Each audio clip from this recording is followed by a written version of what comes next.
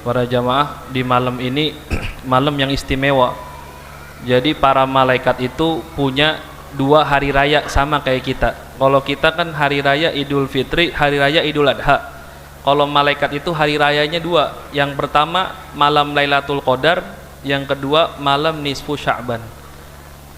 Maka kalau Lailatul Qadar kita nggak bisa tahu kapan tuh. Tapi kalau nisfu Sya'ban kita bisa. Ini malam ini nih.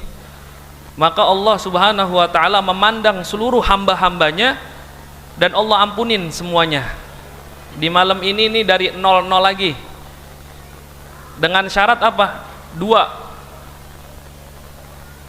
yang Allah nggak ampunin, dua orang. Siapa? Li musyrikin, orang yang menyekutukan Allah, dan yang kedua musyahin, orang yang menyimpan di hatinya dendam sama saudaranya. Di hadis lain, yang nggak diampunin pada malam ini adalah anak durhaka.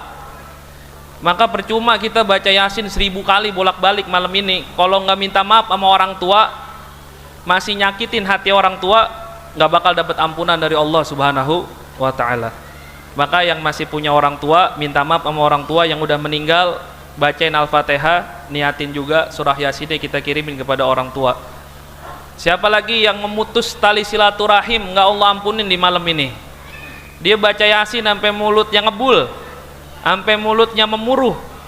Kalau dia mutus tali silaturahim sama saudaranya, sama kerabatnya, sepupunya, mamangnya, abangnya, adeknya, nggak Allah ampunin di malam nisfu Sya'ban. Itu pentingnya kita kadang-kadang lebih memilih ego kita. Bodoh amat nggak dapat ampunan. Itu orang yang begitu nantang tandanya. Nauzubillahi min dalik. Yang penting gue nggak maafin, gengsi gue minta maaf duluan. Nah ini yang baik-baik nih, yang nanti nggak bakal dapat ampunan dari Allah Subhanahu wa ta'ala. Makanya sebelum kita minta sama Allah, kita maafin orang-orang yang punya salah di hati kita, seberat apapun itu, ditukar sama ampunan Allah. Ini duduk di sini kita niat maafin orang yang udah zolim sama kita, rahmat Allah turun, ampunan Allah turun, insya Allah pulang dari sini Allah ampunin segala dosa-dosanya. Amin amin ya robbal.